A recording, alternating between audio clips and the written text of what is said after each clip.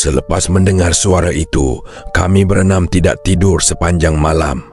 Keesokan paginya, kami memberanikan diri mencari pakcik kampung tersebut sekali lagi. Kali ini kami mahu tahu perkara sebenar yang berlaku di bawah pokok besar itu. Pakcik tersebut akhirnya membawa kami ke sebuah rumah lama berhampiran hujung kampung. Dia menunjukkan sekeping gambar lama yang sudah pudar. Dalam gambar itu terdapat seorang wanita berdiri di hadapan pokok besar yang sama. Dia hilang bertahun-tahun dahulu, kata pakcik itu. Menurutnya, wanita tersebut pernah menunggu seseorang di bawah pokok itu hampir setiap malam. Namun orang yang ditunggunya tidak pernah kembali. Selepas beberapa hari, wanita itu juga hilang tanpa diketahui ke mana.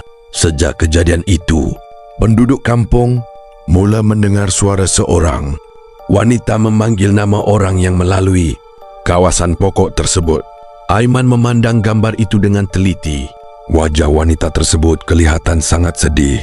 Petang itu kami membuat keputusan untuk pergi ke pokok tersebut buat kali terakhir.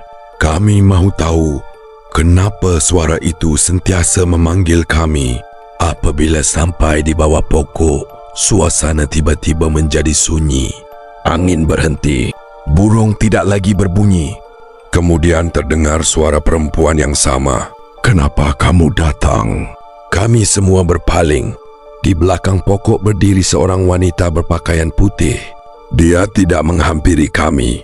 Dia hanya menunjuk ke arah akar pokok. Haziq perlahan-lahan menyuluh kawasan tersebut. Di celah akar terdapat sebuah kotak kayu kecil yang sudah reput. Ali mengambilnya dan membuka penutup. Di dalamnya terdapat beberapa keping gambar lama dan sepucuk surat. Pakcik yang ikut bersama kami membaca surat itu. Rupa-rupanya wanita tersebut pernah menunggu seseorang yang berjanji akan kembali kepadanya. Namun lelaki itu meninggal dunia sebelum sempat pulang ke kampung. Wanita itu terus menunggu sehingga akhirnya dia sendiri meninggal dunia dalam kesedihan. Selepas surat itu dibaca, suasana tiba-tiba menjadi tenang. Susuk wanita tadi muncul sekali lagi. Kali ini wajahnya kelihatan lebih jelas. Dia tersenyum kecil. Kemudian perlahan-lahan kelibatnya hilang bersama kabus yang berada di bawah pokok. Sejak hari itu, tiada lagi suara atau gangguan di kawasan tersebut.